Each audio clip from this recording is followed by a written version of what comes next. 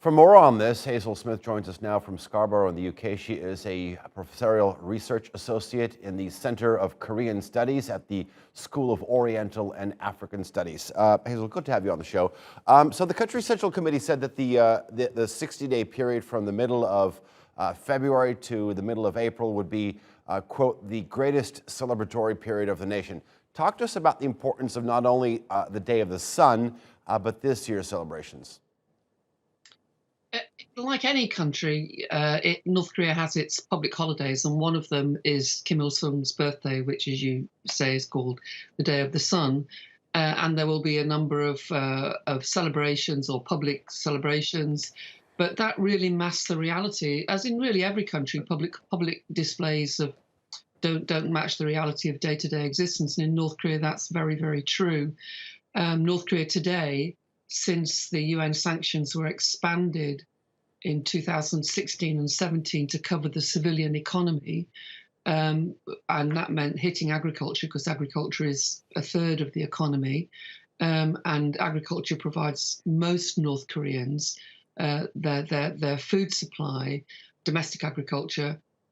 All that has meant that starvation has come back to North Korea in a way that we haven't seen since the 1990s. And I was living in North Korea and working in North Korea in the 1990s and early 2000s, and was there working with WFP, so saw the effects with children, with adults, of suffering, starvation, dying, and that's come back to North Korea. And one of the differences, though, is that North Korea shut its borders 2 years ago.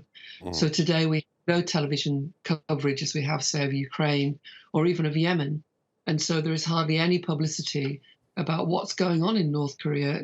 So the leadership remains the same, as your introduction rightly points out, continuity of family leadership.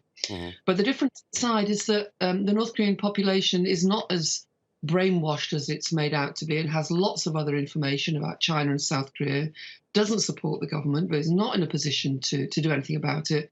And at the same time, numbers of people are starving these days. It's a very, very sad and tragic situation, and doesn't really have publicity.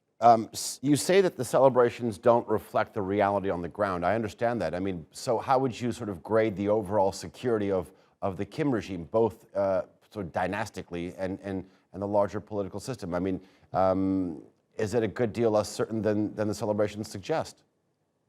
Well, there is domestic discontent. But there is, first of all, when you have a population that's near starving all the time, if you look historically at any revolution in history, very starving people don't make revolutions. They're too busy trying to get food for their families on a day-to-day basis.